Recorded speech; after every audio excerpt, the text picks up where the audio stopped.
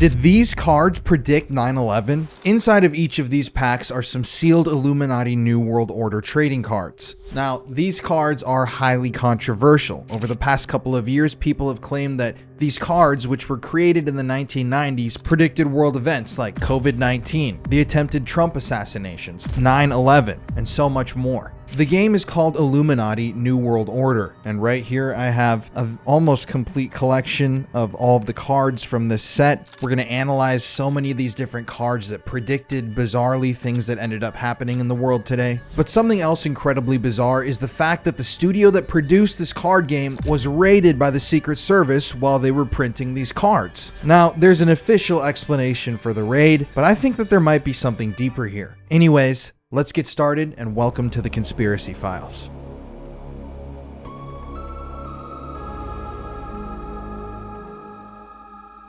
Hey guys, welcome to a brand new episode of the Conspiracy Files. I've been waiting to do this episode for a while now. As you can see right here, I have 3 sealed packs of Illuminati New World Order cards. They were kind of expensive. And I also have this binder with so many cards you may never have seen or even heard of that are really bizarrely, they accurately predicted so many things in the world. But yeah, it's really strange. When I first heard about this story, I saw it on TikTok and I saw the 9/11 card. Let's just show you that one real quick. Check this out, guys. Terrorist nuke. Keep in mind that this card was produced in the 1990s, years before 9/11 was a thing. But this seems to clearly show the Twin Towers being taken out at about the exact same spot where one of the planes hit the buildings in a terrorist attack in a game called Illuminati. I mean, yeah, this is stuff you cannot make up. When I saw that TikTok, I was intrigued and I thought to myself, there's no way that that's legit, that actually is a card that was produced 10 years before 9/11. Then I did some research and I found out that it was. And that wasn't the only card in this set that predicted some really, really strange things. We're going to get into all of that. And the raid on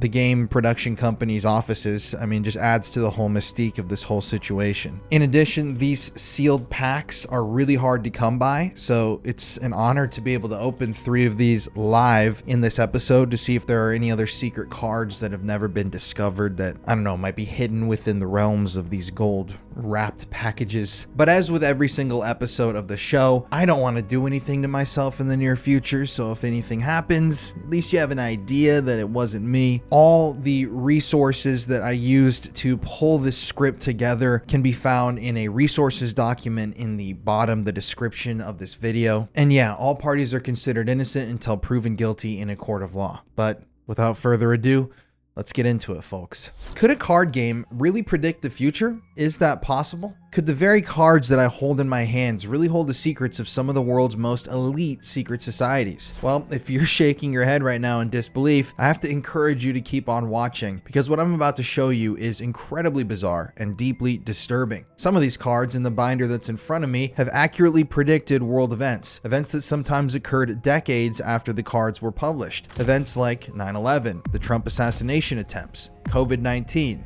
the 2020 riots, and so much more. And the publishers of the game themselves aren't free from mystery and controversy of their own. In fact, after they published the game, their offices were raided by the United States Secret Service. Trust me, we're going to get into all of this, and in this special episode, like I said before, we're going to be opening up 3 packs of the cards from the original card game that have remained sealed since they were packaged in the early 1990s. Now, before we get into the episode, please make sure to like this video, share this video on your social media, and leave me 5, 10, 15, however many comments you can possibly leave, because that stuff helps the channel grow, and YouTube and all these other social media platforms don't want to push videos like this out. So this is a very grassroots thing. So if you love what we're doing here and you want to help me make this thing a success, please consider sharing it, whether it's on X, your Facebook, your own YouTube, texting, so I don't know. But yeah, everything helps. So the game Illuminati, created by Steve Jackson Games, draws inspiration from the 1975 book The Illuminatus trilogy by Robert Anton Wilson and Robert Shea. In this game, players take on the roles of powerful secret societies, competing to control the world through a mix of legal, illegal, and even mystical tactics. Designed as a playful, satirical take on conspiracy theories, the game includes fictional groups with names that resemble real-world organizations, such as the Society for Creative Anachronism and the Symbionese Liberation Army. Illuminati accommodates 2 to 8 players, with game sessions ranging from 1 to 6 hours, depending on the number of participants. So this isn't a simple game. This is a game that takes a long time. It's a game that you can really get into, kind of like Dungeons and Dragons or any other war games. But we first have to talk a little bit about the backstory to the game and its creator, Steve Jackson. Steve Jackson, the man behind the game Illuminati, was born in Oklahoma, but eventually moved to Texas, where he attended college and eventually graduated from Rice University in Houston, where I'm recording this show at. Yes, I live in Houston if you didn't know. In college, Steve spent most of his time playing war games and contributing to the student newspaper, The Thresher, serving as its editor for 2 years. His college experience emphasized the value of following personal passions, which led him to a successful career as a writer and game publisher, proving that academics weren't the only path he could choose in life that would lead him to eventual success. Now, interestingly, Steve's eclectic career began with his early involvement in diverse political and social circles. Steve served as an alternate delegate to the 1972 Republican Party convention, though he later shifted to identify as a small-I libertarian. He also held titles in the Society for Creative Anachronism, including the titles of former landed baron and national chronicler, and attended law school, although he left before the bar exam as he found the world of game design more appealing and exciting. So you can see right there, Steve, he's the game developer, but he already had a hand in Republican politics in a bunch of different fields and different thought processes. So yeah, Steve was already in it. His first professional work in game design was with Metagaming, which published his creations Ogre, GEV, Melee, Wizard, and others. In 1980, Steve acquired the rights to Ogre and the Space Gamer magazine from Metagaming and established his own company, which we're going to be talking about a lot today, Steve Jackson Games Incorporated, which thrived for over 30 years and employed more than 20 people and would eventually birth the game Illuminati. One of Steve's earliest successes with Steve Jackson Games was the self-developed and published Raid on Iran from 1981, followed by the hit game Car Wars, and then eventually Illuminati. Outside of game design, Steve to this day is an avid science fiction fan and regular convention attendee, and he enjoys eclectic hobbies like filk songwriting,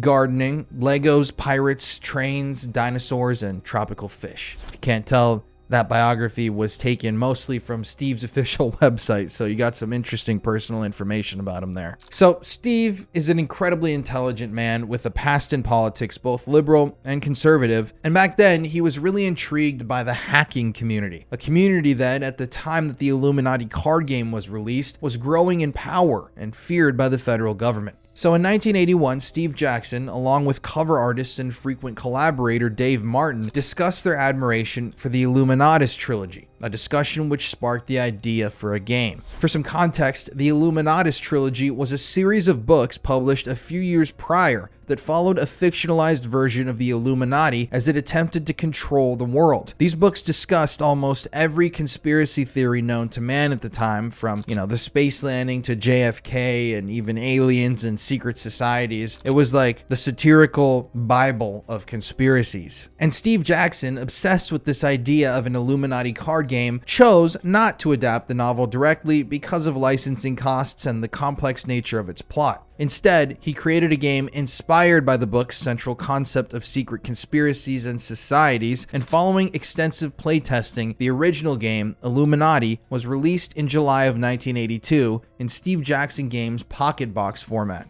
Over the following years, 3 expansions were introduced, 2 of which were incorporated into a deluxe edition, with the third evolving into Illuminati Brainwash. Now, in 1983, this is interesting, game co-creator Robert Shea provided a 4-paragraph introduction to the rulebook for the Illuminati expansion set number 1. In this introduction, he wrote, quote, "Maybe the Illuminati are behind this game. They must be.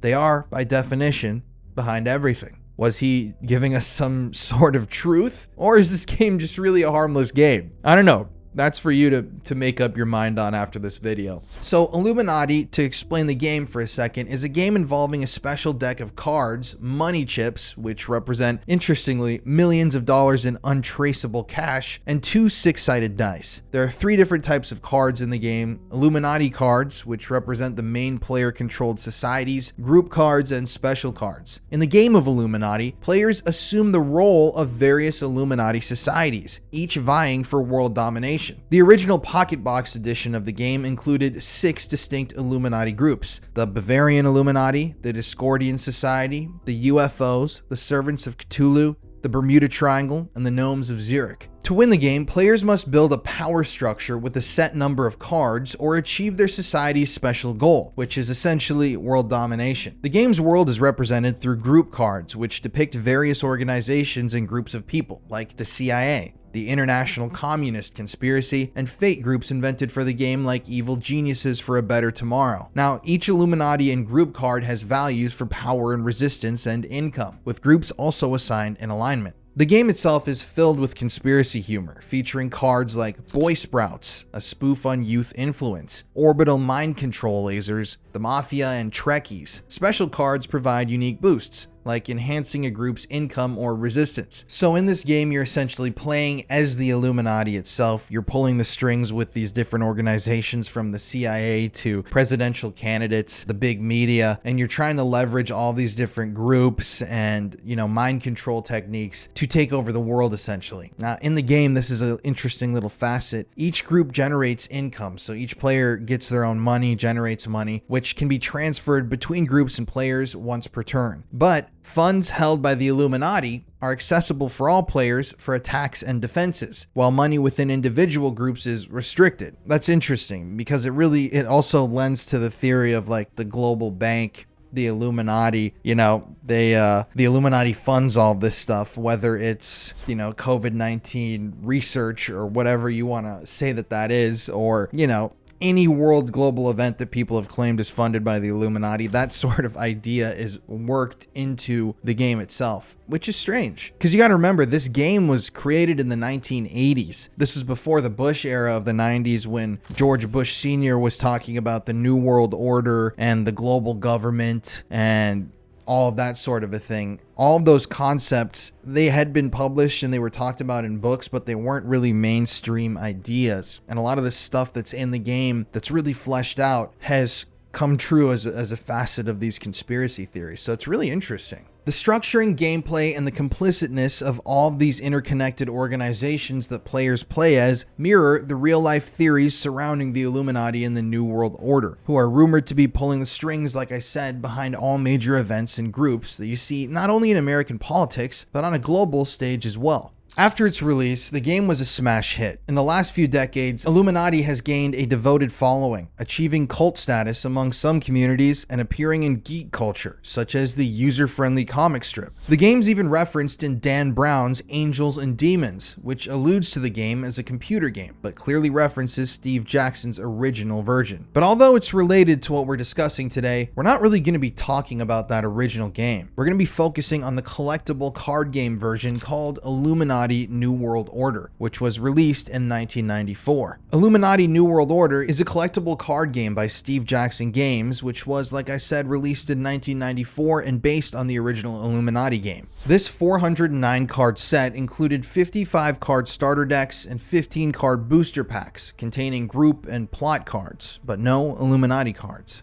The game is played similarly to the original Illuminati game, but there were some more unique elements that were introduced this time around. But I think we've talked about the game and, what happens in the game and all of that itself enough. Sorry to bore you with some of those details, but it's kind of imperative that you know that stuff before we dive into this. But let's now talk about the conspiracy surrounding the game and the cards. In April of 2021, an article appeared in The Independent Online, written by author Joe Summerlad, that sums up the controversy and intrigue surrounding the game pretty well. I'm going to read you some excerpts from this article now to help explain the real-life paranoia behind this game, because I feel like the author summed it up pretty nicely. An out-of-print multiplayer card game that first appeared in 1994 is continuing to attract interest and unease online over its apparently eerie ability to predict major global events, from 9/11 to the election of Donald Trump, the coronavirus pandemic, and the failed insurrection at the US Capitol on January 6, 2021. Illuminati New World Order was released by Steve Jackson Games and cast the player as a puppet master pursuing world domination on behalf of their chosen mythic secret society. While the game's preoccupation with globalist deep state conspiracy themes was clearly wildly ahead of its time, the creators would have had no idea what society would look like nowadays in 2024. You see, At the end of the day, it's not necessarily the text on these cards that has people wigging out and thinking it's really strange. It's the tarot-style illustrations on the cards themselves that are the real source of fascination. Illuminati's terrorist nuke card, for instance, shows an explosion midway up a skyscraper in a scene that looks undeniably like the attack on the Twin Towers of the World Trade Center on 9/11, like we talked about. Another card depicts, and this is really weird, a bomb blast at the Pentagon. The next shows barbed wire fencing around the White House, shielding the president from civil unrest, a scene realized in summer 2020 during the Black Lives Matter protests in Lafayette Square in response to the police killing of George Floyd. Speaking of Mr. Trump, there's even a charismatic leader card that features a blonde-haired demagogue addressing a crowd of adoring supporters in a seemingly uncanny forecast of the reality TV businessman's rise to power. There's a Hillary Clinton card in the deck and a tree-hugging Al Gore. They were the US First Lady and Vice President at the time. Iraqi dictator Saddam Hussein makes an appearance, and there's a particularly gruesome card anticipating the advent of militant political correctness, which is now a regular talking point on the news, whether it's conservative or liberal, which portrays two hanged men holding signs announcing their crimes. I think that's a really weird one. I know how I feel about political correctness and censorship on social media, so that card rings very true to see. Published incredibly in the 1990s before any of this stuff, cancel culture, was a thing. Speaking to Vice News about his old boss in 2012, Mr. Blankenship, a former employee of Steve Jackson Games, the company that produced Illuminati, said, "Steve is a huge fan of conspiracy theories. Not that he believes in them, as far as I could tell in 5 years of working with him. Rather, he is immensely entertained by them." The Independent also spoke to illustrator John Grigney about the prophetic imagery he drew for the series. Mr. Grigney admitted the coincidences, but said that the likes of the terrorist nuke card were inspired by anxiety about the threat potentially still posed by post-Soviet Russia, rather than any vision of what was to come from Al-Qaeda. Terrorism was heating up as a headline seller without the ever-present threat of nuclear annihilation, but we were still looking at Hamas and Palestine as likely culprits for such acts, Mr. Grigney explained. Art direction-wise, frankly, a nuke wouldn't just blow up one building. Even a tactical nuke would do damage on a much larger scale. It does seem oddly prescient given the Twin Towers shown, he was quoted as saying. Steve Jackson himself has also addressed the game's origins, telling Dragon magazine in the mid-1980s that his intention was primarily satirical and that he hoped to keep the tone tongue-in-cheek rather than serious. He explained that the original concept arose from a conversation with cover artist Dave Martin in September 1981 about their mutual admiration for the Illuminatus novels. Even aside from the question of buying game rights to a novel, always an involved and expensive process, there was the subject matter, Mr. Jackson recalled. Giant golden dope smuggling submarines, talking dolphins, anarchistic midgets, the holy man underneath the Dealey Plaza, the Dealey Lama of course, dozens of secret organizations with obscene acronyms, and a final deus ex machina in the form of a real-life and horny goddess. Even if you could figure out who was on whose side, which I didn't think I could, how could you make a game out of it? But it was such a fascinating thought, he said. Mr. Jackson explained that he had carried out extensive research into cults and conspiracy theories and observed, "It's possible to get deadly serious about the idea of conspiracies and assassinations. I didn't want that. Among all the material I'd read, the articles with the really wacky theories, even if they were presented totally seriously, were the most fun to read. Logically, then, a wacky game should be more fun to play. As much as possible, I wanted to retain the flavor of the conspiracy material I'd been reading. That's why groups like the South American Nazis, the cattle mutilators, the Floridators, the communists, the oil companies, and the United Nations are in there." Perhaps the clearest insight into Illuminati's alleged soothsaying properties comes from Mr. Blankenship, Steve's employee, who told Vice, "It's pretty much like any psychic. Say that a Middle Eastern leader will be killed next year, and you have a decent chance of getting it right." Interesting. One of the cards in the deck says, "used insensitive pronoun," which has become a relevant talking point of today. "Ate flesh of dead animals," says another, discussing veganism. There's also a March on Washington card, one for market manipulation, instigating a deliberate Wall Street crash, and even a plague of demons descending on a Washington, D.C. building. In addition to the game's artwork, a further source of intrigue is the fact that the Secret Service raided the offices of Steve Jackson Games in Austin on March 1st, 1990, and confiscated hard drives and documents, some of which pertain to the board game. So yeah, that's a lot of information to take in. And yes, you heard that correctly. The Secret Service actually raided the offices of Steve Jackson Games in Austin in the 1990s and confiscated materials related to the Illuminati game. But why? Why would the United States Secret Service raid the office of a game developer? Well, let's talk about it for a second. First, we need to talk about Steve Jackson's GURPS Cyberpunk, another game that the company released, developed in the late 1980s, which became the center of that notorious 1990 federal raid due to fears that it was a handbook for cybercrime. Created during a surge in cyberpunk popularity, the game GURPS Cyberpunk was created by Steve Jackson Games, and to give the game an authentic edge, Steve Jackson hired Lloyd Blankenship, a member of the infamous hacker group the Legion of Doom, a feared entity at the time of development, as a writer and collaborator on the project. Steve figured that Lloyd could give him insider knowledge about the hacking community, and apparently he did. Lloyd Blankenship, a man known by his pseudonym The Mentor online at the time, was well connected in the hacker community, a background that attracted federal suspicion. So the rise of bulletin board systems, or BBSs, in the early internet era provided a gathering place for tech enthusiasts, including hackers and phone phreakers, to meet up online and chat. But what is/was a BBS? A user on Reddit explained it pretty well, saying, quote, "It's like a server that hosts different things, a mail system, mostly forums, chat, online games, files, and occasionally other things like being part of a network to share files, emails, games with people in far-flung parts of the world." Before the internet was widely available in Austin, Texas, outside of the University of Texas Computer Labs, Austinites connected on BBSs of all kinds over phone lines. There must have been hundreds, if not thousands, in the 512 or Austin area code. Some of the old phone directories are preserved in old text files from that period. You can see that most of the BBSs had themes or main topics. Some were devoted only to sharing files or playing games, while others were about chatting, matchmaking, and connecting with other people. One of the earliest and most popular BBSs in Austin specialized in tabletop RPG and board games. It was called Illuminati BBS, and the person who came up with it was a fellow named Steve Jackson.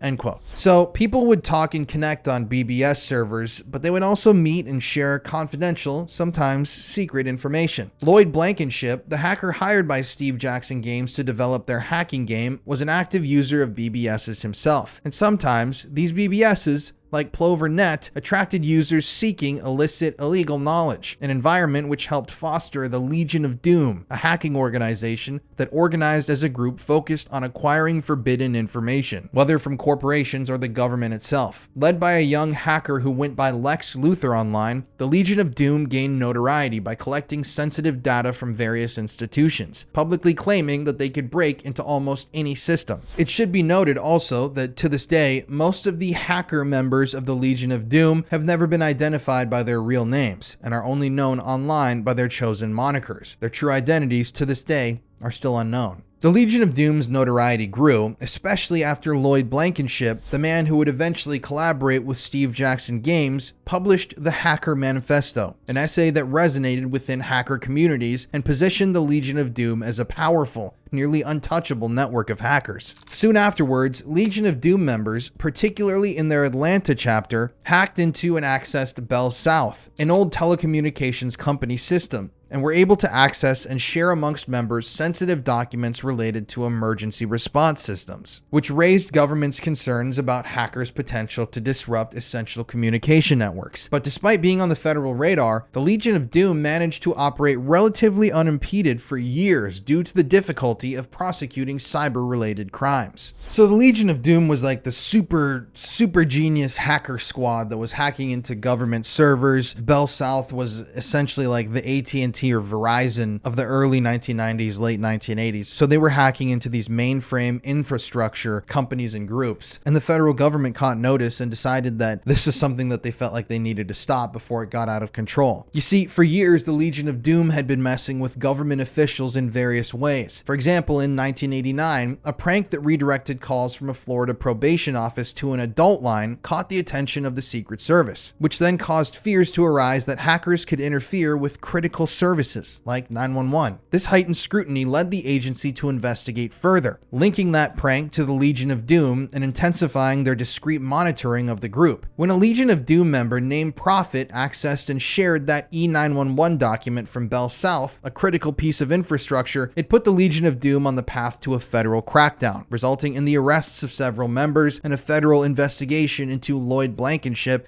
and his hacker ties. Complicating matters at the time, another hacker from the Legion of Doom, a man nicknamed Fry Guy, began exploiting phone and credit card systems, further implicating the Legion of Doom group by association. Fry Guy's careless actions, like using phone forwarding to intercept calls and calling in threats, led federal agents to link his activities with the Legion, which then gave them, the federal government, further ammunition to use to finally crack down on that citizen group. These incidents led to a raid on Fry Guy's home and the homes of other Legion of Doom members, with the Secret Service wiretapping Atlanta Legion of Doom members to investigate them further. Ervile and Prophet, key Legion of Doom members, were arrested, a move which added pressure to the agency's scrutiny of Lloyd Blankenship and his work at the time at Steve Jackson Games. So Lloyd Blankenship was involved with the Legion of Doom, this notorious hacking organization that was like staunchly anti-government, and he was working with Steve Jackson, the company that had already produced the Illuminati game, working on a hacking-based cyberpunk game. And that's how we get to 1990 in Austin. In January 1990, a massive telecommunications failure across AT&T lines escalated federal concerns about hacking, with the Secret Service immediately suspecting Legion of Doom involvement. This incident prompted the agency to raid the residence of a hacker known as Night Lighting, an editor of Frack magazine, which had published Lloyd Blankenship's The Hacker Manifesto and shared that E911 hacked document. You see, like I said before, in October of 1988, Bell South discovered that their proprietary memo about their 911 system was posted on an Illinois-based bulletin board system, or BBS. The event, the hacking and stealing of that document, we've already discussed, but that led Bell South to report that hack to the Secret Service in July of 1989. And by February 1990, the same document, obtained through hacking, had surfaced on the Phoenix BBS in Austin, Texas, run by none other than Lloyd Blankenship, who also, at the time,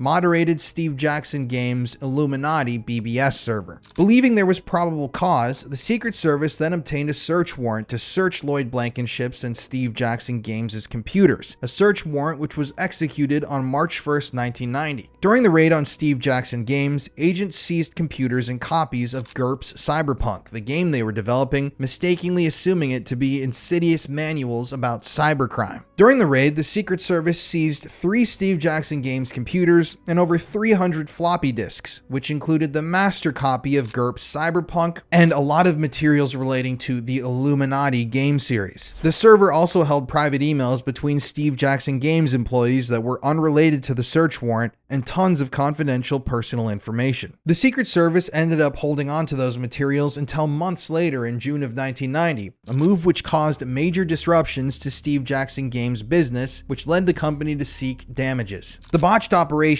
known as Operation Sun Devil, led to a legal battle with Steve Jackson Games, who sued the Secret Service for damages, claiming financial losses from the seized equipment. Steve Jackson and 3 other employees also filed a lawsuit for invasion of privacy, arguing that the raid violated the Privacy Protection Act of 1980, the Electronic Communications Privacy Act, and the Stored Communications Act. In the 1993 trial, Steve Jackson Games was awarded $50,000 in statutory damages and $250,000 in attorney's fees. The judge criticized the Secret Service's actions as sloppy and found that they had no grounds to suspect Steve Jackson Games of illegal activity. A third claim regarding email interception was upheld by the Fifth Circuit Court of Appeals in 1994, with the Electronic Frontier Foundation supporting the appeal. So we've mentioned it a few times already, but just for a little clarification, what exactly was Operation Sun Devil? Operation Sun Devil was a 1990 initiative led by the U.S. Secret Service to crack down on illegal computer hacking and telecommunication fraud. The operation spanned 15 cities, resulting in 3 total arrests and the seizure of computers, electronic bulletin board systems, and thousands of floppy disks. Announced on May 9, 1990, Operation Sun Devil was widely seen as a significant, though controversial, attempt to address the growing underground hacking culture. While the operation is often associated with that raid on Steve Jackson Games, it's interesting because it's been later clarified that that raid was completely unrelated to Sun Devil. Nonetheless, the operation was instrumental in the founding of the EFF, or Electronic Frontier Foundation, a foundation dedicated to securing people's privacy and rights online, as public backlash against these raids against hackers highlighted a need for digital rights advocacy. The operation itself took its name from Sun Devil Stadium at Arizona State University, where the Secret Service office coordinating the raids was located. Before Sun Devil, phreakers, or people who manipulated telecommunications systems, faced minimal legal action for their hacking actions and abilities. However, as phreaking and hacking grew more sophisticated with the shift to digital telecommunications, concerns mounted over security and financial losses. In response, the Secret Service, empowered by new legislation under Title 18, launched a more comprehensive approach to tackling these offenses, using Operation Sun Devil as a platform to address alleged credit card and calling card fraud that crossed state lines. Operation Sun Devil marked a milestone for federal law enforcement, allowing agencies like the Secret Service and FBI to expand their expertise and resources in combating computer-related crimes. It also drastically increased the powers of these shadowy agencies by allowing them to pursue and prosecute users for alleged internet or virtual crimes. The operation included multiple raids in cities across the US, in cities like Austin, Detroit, Los Angeles, and San Francisco. Throughout these raids, the authorities ended up confiscating around 42 total computers, 25 BBSs, and nearly 23,000 floppy disks containing various data, including credit card information and copyrighted software. Among these targeted were prominent hackers and notable underground groups, such as the Ezine Frack, which had published details of Bell South's emergency response system. Despite the large-scale efforts, though, only 3 official arrests were made, and the operation's lack of substantial prosecutions ultimately cast doubt on its effectiveness, with some viewing it more as a public relations endeavor than a successful crackdown on cybercrime. In the days following Operation Sun Devil, 2 public access computer systems were shut down, an AT&T Unix system in Dallas, Texas, and a Joinet system in Lockport, Illinois. Neither of these systems to this day have never been definitively linked to the operation. It's just a coincidence, officially. And interestingly enough, when questioned, an AT&T spokesman claimed the shutdown was a result of an internal investigation, but wasn't related to the operation. But with the timing, it's incredibly bizarre. So a lot of people have criticized Operation Sun Devil as being more of a PR operation because they didn't really get any convictions. They didn't really get anywhere with the cases. They did manage to disrupt the hacking community for a little bit and scare people away from hacking into stuff, but they returned shortly afterwards stronger than ever. So people have said, the whole point of this was to send a message to hackers, like a big public message with a press conference and everything, saying if you hack, you freak, whatever, and you do something illegal, you're going to be caught and you're going to be prosecuted. But they didn't actually end up really prosecuting anybody, even with all those materials collected. But the question still remains. Do you believe that official story? That the Secret Service and federal agents raided Steve Jackson Games because of their association with a hacker? Or, as some people believe, had a hacker that Steve Jackson Games was working with hacked into something that he shouldn't have seen, possibly deep state government documents or plans, and had shared this information with Steve Jackson Games? It's definitely an interesting concept, especially when you begin to talk about the cards themselves. But now that you understand all of that history, let's get into the cards themselves and what exactly they predicted. So now we're at the fun part of the episode. Keep in mind there are other cards that make sense to other people. There's lots of interpretations of what these things and their art could mean, but these are a set of cards that were released in the early 1990s. So a lot of the stuff that's seen in these cards and the art on these cards and is discussed on these cards wasn't public knowledge. It wasn't even,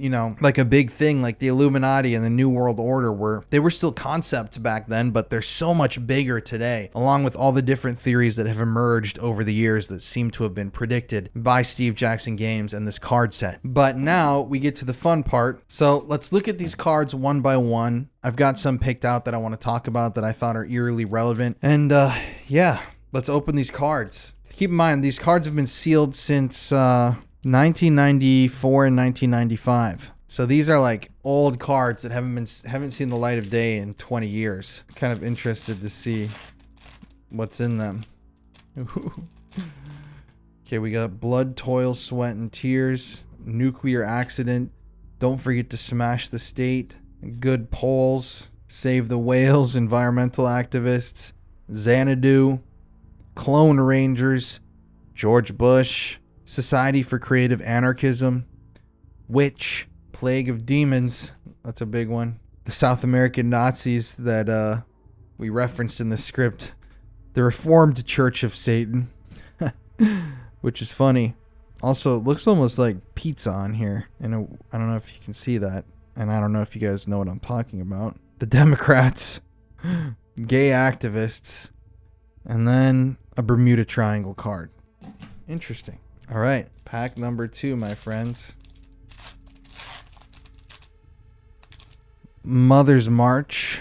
Martial law. This is what the card that's supposed to look like, 2020 and the riots. New blood. The Swiss bank account. We're going to talk about this card. Fratricide. We're going to talk about this. Bigfoot. I haven't seen Bigfoot before. TV preachers. Eco guerrillas. Fast food chains. Oh, we got the Pentagon card. Hell yeah. That's kind of a pull. I love opening cards. I collect Pokemon, so that's a good one. Diesel engine. I don't know if that's meant to be making fun of all the engines and batteries that have been, planned over the years that the creators suddenly died. That's weird. Holy Grail. Yeah, I haven't seen a lot of these. Market manipulation. We talked about that one too. Look at the Illuminati manipulating the market to control it. Robot sea monsters. The IRS chaining somebody up with hooks. I feel that one. The IRS. And a full moon, which seems to be changing somebody from a group into a ravenous beast. All right, so we actually got some good cards. All right, card pack number 3. I really wish, the one thing I wish they did here was like holographic cards or like chase cards, if you know what I'm talking about. Self-esteem awards. I've seen people talk about that. Stealing the plans. The talisman. Upheaval. This is a 2020, what people have said looks like the Black Lives Matter riots card. Atomic Monster. Godzilla. Science fiction fans. Center for Weird Studies. Stonehenge. Vatican City. Imelda Marcos. I think this is supposed to be like Griselda, that Griselda woman. I don't know what her name is. Blancos? Tax reform. In other words, tax increase. No government ever took its hand out of your pocket unless it had a hold of your wallet. Look at that. They're executing people who aren't paying taxes. I love that. A Secret Service. I mean, there you go right there, weirdly enough, with the Secret Service going on to raid Steve Jackson Games. And look at this. This is an eerie, almost Trump one. The guards wrestled the assassin to the ground just a second too late. That's true. They only acted after the shots were fired. I'm not going to get into my thoughts or politics at all. And I hope you guys know this is not a political show. I'm just saying this stuff because that's part of the story. The Book of Kells. Local police departments. You got cop eating donuts. Congressional wives. And gun control. All right, so there were some cards in there that I had never seen before. That was actually that was really fun to open those up. We got a big stack of Illuminati cards now. Maybe I'll give some of these away to people online if you comment. You know what? Let's do a contest. If you leave 5 comments on this video and share this video, let me know and I'll send some of these cards to you. I'll pick one winner out because I've got duplicates of some of these. If you want some of these Illuminati cards, they're rare. They're worth some money. Anyways, so at this point, I'm going to go through some of these cards one by one and pick apart what exactly these cards may have been predicting. Keep in mind, this was all once again published in the 1990s. So let's see. The first cards that I'm going to talk about are the cards dealing with COVID-19.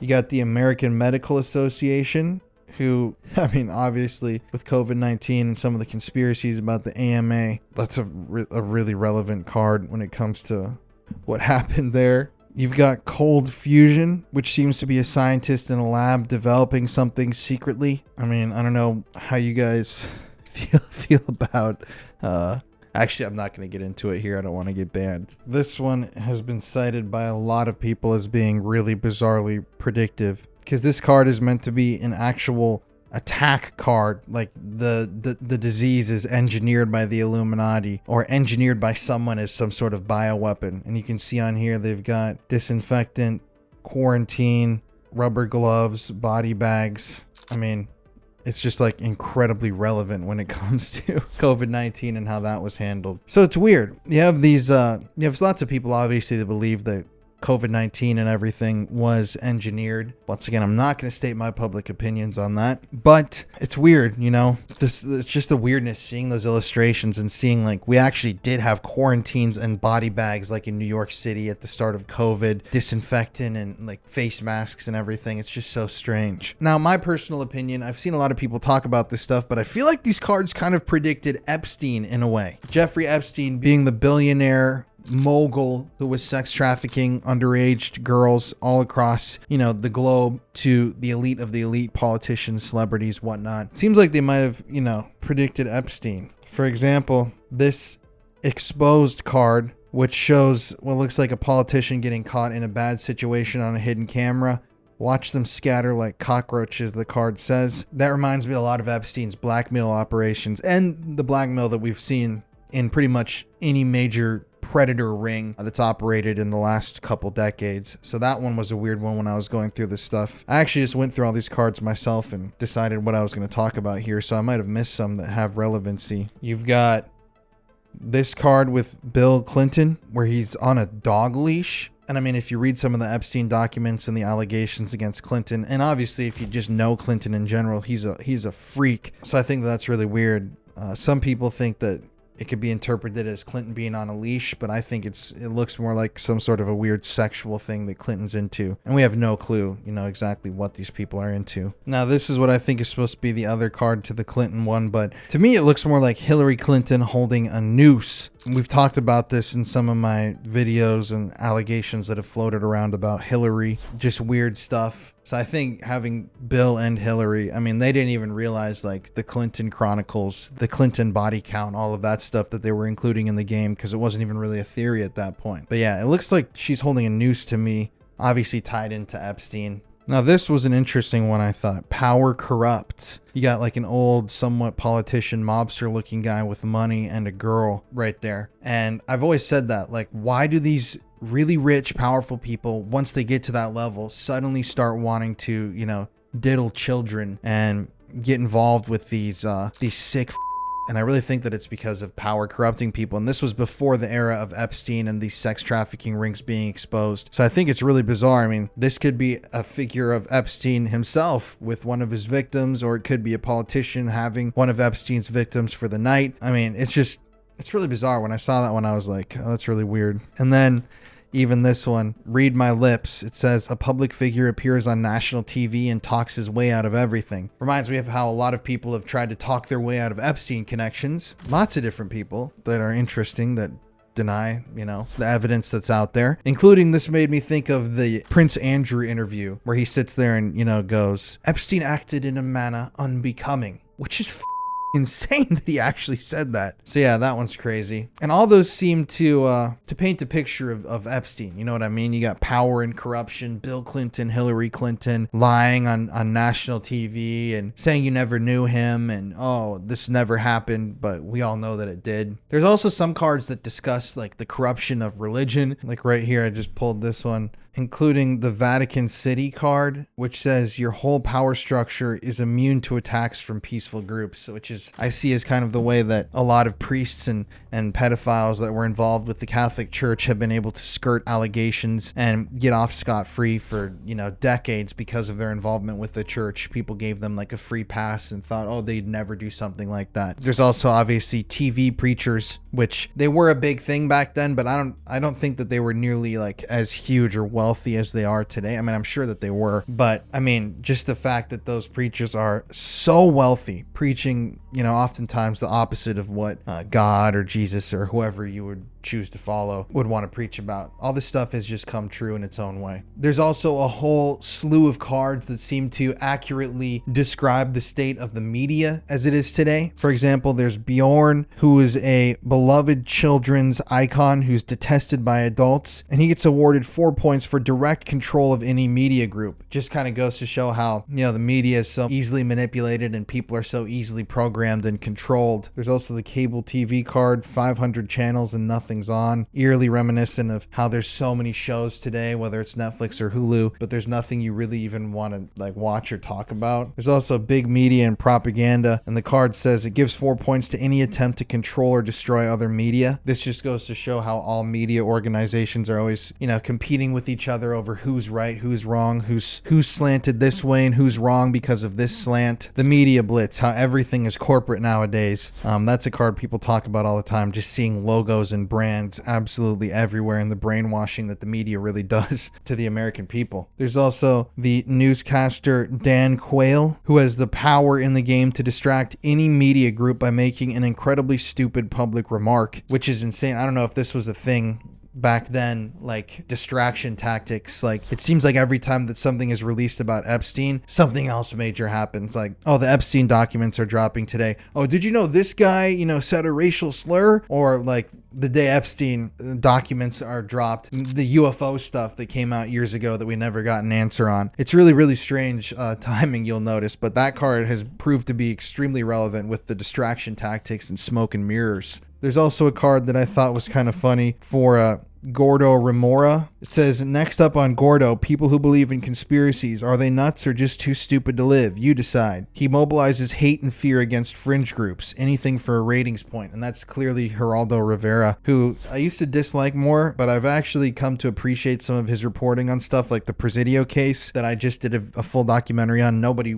really touched that stuff, and through his episode that he aired about Satanism, that was the only place where I even found a single image of the daycare from that case, which is crazy. And then the last one for the media is just a media sensation, which shows the out of control celebrity culture of today, the thirst traps on TikTok, the way that people will do anything for a celebrity that they identify with online. For some cards about, political control, there's the card Blood, Toil, Tears, and Sweat with political manipulation and, the control of the populace and telling them exactly what they need to hear, which is still a true thing that politicians do. The Auditor from Hell, and I just showed you the IRS card. Obviously, the IRS is out of control. Lately, I've heard some horror stories from people that work on investigative journalism dealing with the IRS, which is really interesting, but I'm not going to share that stuff here. And there's also a lot of cards that have predicted CIA stuff with documents that have been declassified since the time this game was published, which are really bizarre. Like the car bomb, we've come to learn that the CIA had used car bombs in the past to carry out assassinations. There's the Center for Weird Studies, which in my mind harkens to the Montauk experiment, which is the basis for Stranger Things. I would highly recommend you go and look it up yourself. I want to do an episode about it here one day. But the Montauk Project, they were, doing psychological experiments on children out of this isolated bunker, military complex in Montauk, New York. There's also this card, the Clipper Chip. All government groups in your power structure gain the ability to listen in on phone conversations worldwide, only for legitimate law enforcement, of course. That's like it was almost predicting the legislature passed after 9/11 by George W. Bush, and the NSA and the spying and the overreach of government that we've experienced in the last however many years. There's also the card Currency Speculation, which obviously with the CIA and the money that it's gotten to fund itself over the years through illegal drug smuggling, Iran-Contra, weapons dealing,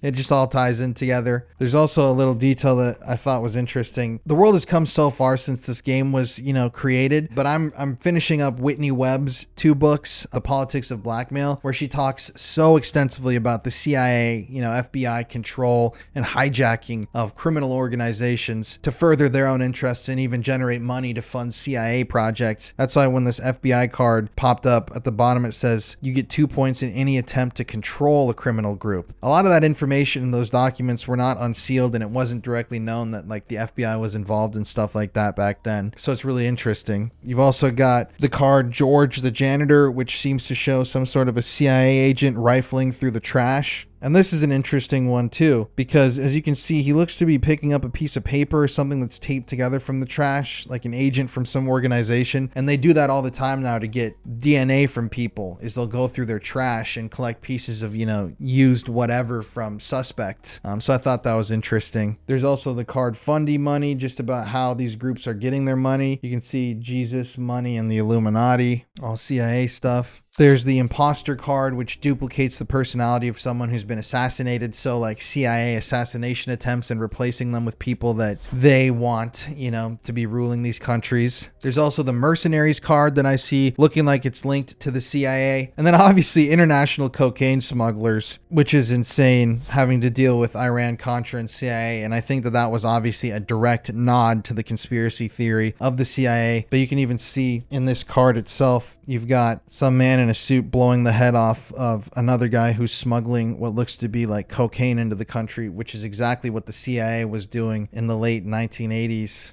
Iran Contra, Barry Seal at the Mina airport. It's interesting. I also thought with the CIA, the mob influence card was interesting because of the CIA's ties to organized crime and how they've worked hand in hand with organized crime, not only to fund CIA projects, but to help protect organized crime interests to keep those groups running. But they've also worked with organized crime. And these are all things that have come out since the 1990s as like big public kind of knowledge in these big expose books. Like Whitney Webb's books came out, 2 or 3 years ago? And they're like the most comprehensive walkthrough of how the CIA and FBI and everything is intertwined with, drug smuggling and organized crime and gangsters and everything. And you've also got a card for the Swiss bank account, which is tied into the CIA because of, every single little thing. All that money that funds like the shadow CIA, the secret CIA has to be stored somewhere. And not to bring up Whitney Webb's book again, but she discusses at length how so many of these banks in the 50s, 60s, 70s, 80s, whenever, they were all organized by ex-CIA members, ex-intelligence agents that were working in tandem with mobsters and gangsters, and they would organize these banks, whether it would be in the Bahamas or in Switzerland, places like that. And that's where they would funnel this illicit money through, whether it was generated through drug smuggling and illegal, weapons dealing that was being done by the CIA to fund the future CIA and the mob. I mean,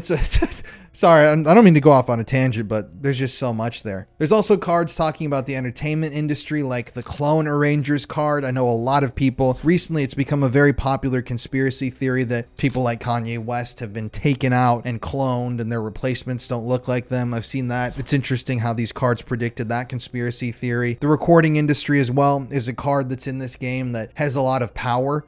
And just think of the subliminal messaging of the recording industry and what they can put into people's minds. And then obviously, in addition, you have P. Diddy, who held immense power in the recording industry, and he was a son of a horrible person. So then we have some Trump stuff right here, and here's where some of the weirdest ones are. So people have pointed out this card as being a lot like Trump. Like this card was in the news that people said it looks exactly like Trump. And it literally says, at any time, at any place, our snipers can drop you. Have a nice day. And it looks exactly like a picture. There's one picture in particular of Trump yelling. And I mean, the wording on that, the fact that it looks like him, the sniper fact, his kind of politics that he's campaigned on, really, really bizarre. That's a freaky card to me. It really looks exactly like him. I mean, I can't. That's really bizarre. There's also this card that people thought seems like it could be linked to Trump. Near miss, like they tried to take him out, but they didn't, which is an event. Teflon coating, meaning that the person's like essentially indestructible, which people think is talking about Trump. Play this card when a personality is attacked and enemy media groups are involved. So it's interesting, Trump being attacked twice and them not being able to touch him, I thought was a really interesting part of that card that seems relevant. Then you've got a blonde-haired guy with bullets on his head. The second bullet looks, like it shot right next to his ear, kind of like the first assassination attempt, how it whizzed right by his ear, which is just another. There's a lot of like sniping and assassinations in this game, and they all, I don't know, they seem like very relevant nowadays after the stuff that happened this year. There's also obviously the sniper card, which you can find your own relevance in. I think it's pretty obvious how that one relates to the Trump attacks. And then another one. Did they predict Trump himself? The charismatic leader card, a blonde-haired man seemingly in front of a crowd of devoted followers. I don't know. That definitely seems a bit Trumpy to me, just the way that it was predicted and everything. So people have talked extensively about that online and how all of these cards kind of line up together, from the Enough is Enough sniper attack with Trump on it to like all of those. I mean, it's just really weird. There's also other weird, events that seem to have been predicted by these cards, including what I think is a really crazy one. Whispering campaign. Did this card predict the Me Too movement? It says this card requires an action from a media group. which is the media that the women went to with Me Too, it gives 15 points in any attack to destroy a personality or any attack to destroy any other group. If a whispering campaign succeeds against a personality, he is considered destroyed but not dead, just permanently out of public life. Thus, he cannot be returned to play by any means. Tell me if that doesn't sound like pretty relevant, with the Me Too movement that sprung up and how everybody was, these very, very famous figures and, very, very popular figures in American culture were destroyed by what started as whispers and ended up in screams, and they were just removed from public life.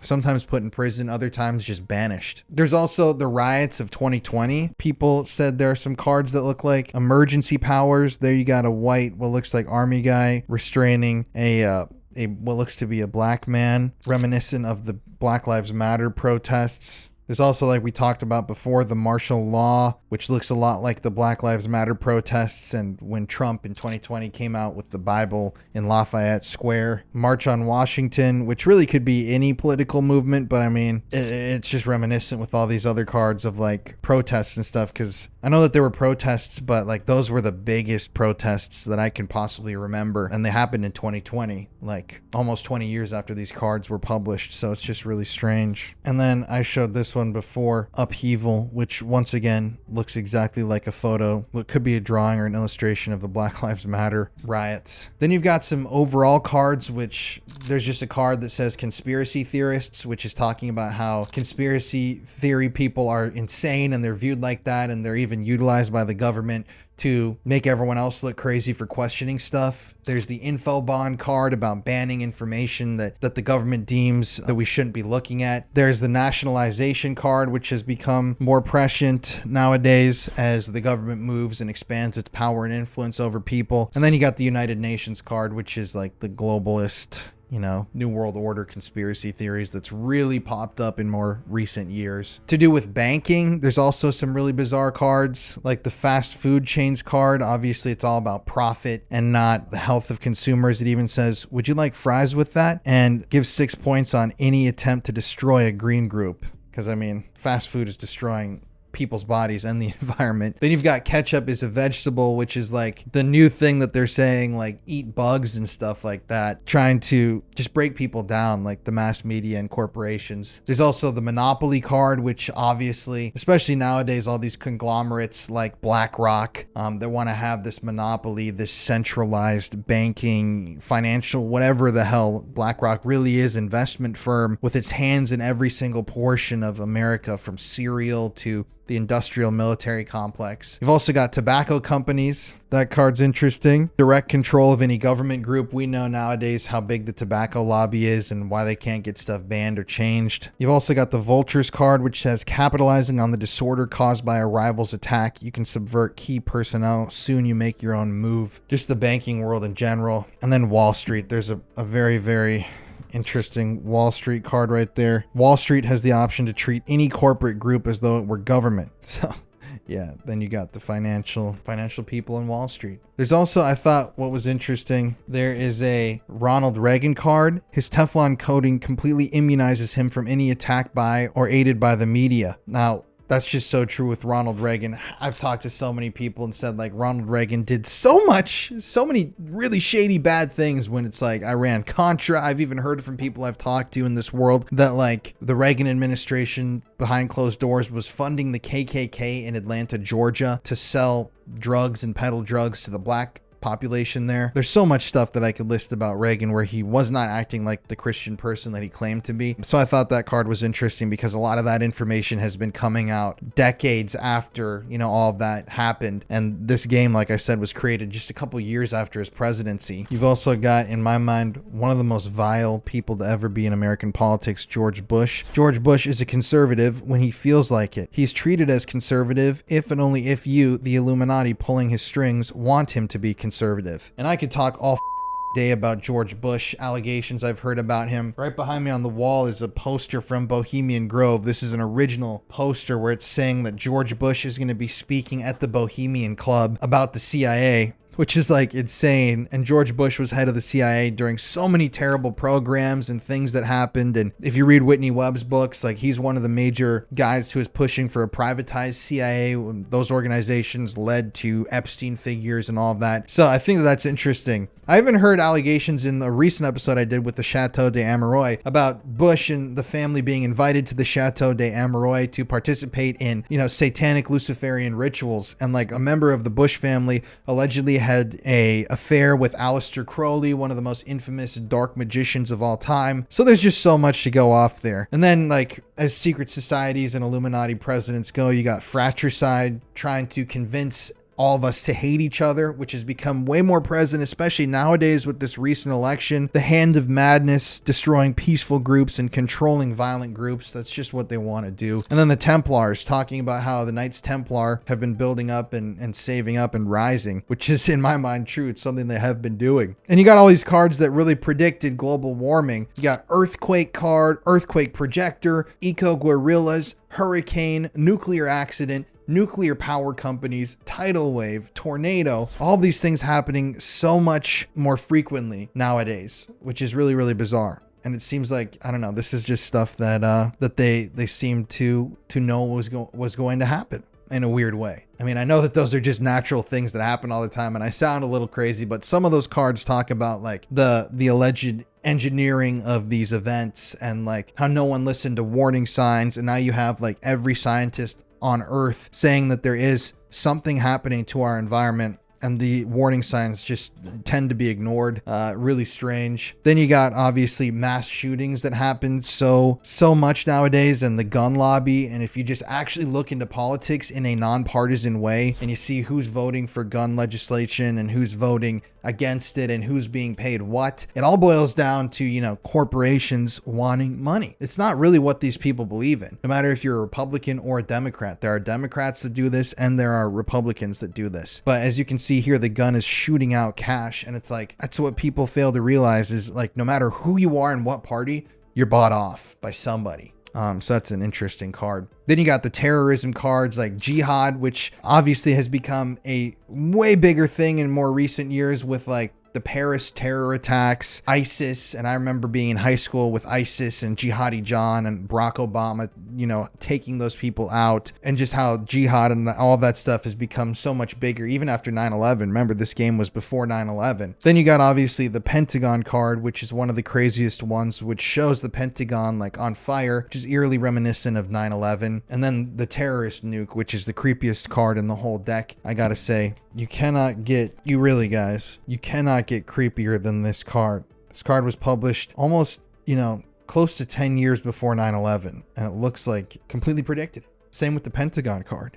I mean, how crazy is that? But we've talked about those already. There's also a card that seemed to predict Ozempic with the miracle diet plan and how everybody's on Ozempic nowadays and it's swept the world. There's also a card about The Purge, which seems like it almost predicted a movie that came out, The Purge. All the New World Order cards have their own relevancy, like the military industrial complex and money, wanting to promote world hunger, wanting to have a global culture, solidarity, all that stuff. It's all so relevant. We could go on for days and days, and I think that you could, if you knew, if you looked at these cards, you'd be able to find 50 things that you think have come true in the world that I didn't see in these cards. Like, these were just honestly me looking through this stuff and pointing out things that I thought were really bizarre. And then on top of that, the last one that I'll end on that I thought was interesting was that they published, Steve Jackson Games published this Phone Freaks card, which gives 6 points on any attempt to control or destroy any computer group. And if you remember, this whole time we were talking about the hacking, the freaking and hacking, kind of eerie, kind of ominous. But yeah, now you guys have seen my collection of the Illuminati New World Order cards. If you've been listening to this show, I feel bad for you. You should definitely go watch this episode. But I actually wrote this episode myself. I did all the research, so I really hope you guys have enjoyed this one. I've wanted to do this for a while. If you leave 5 comments and share this video on your social media, I'll give away some of these cards to you. I'll choose like maybe 10 of these and just send them your way. They're a collector item, so these are like really, really rare and hard to find. They sell for a lot online. But yeah, make sure to let me know what your thoughts thoughts are on this whole thing in the comment section below. I'm very eager and curious to see what you guys made of this whole episode, because it's very different and it's really bizarre, but it's always intrigued me. And yeah, thank you guys for watching. Thank you for the growth on the channel. I don't know if we're going to be at 100,000 subs yet, but we're almost there. And yeah, from the bottom of my heart, thank you all for watching. Keep your tinfoil hat on, stay suspicious, and I'll catch you guys on the next one. See ya.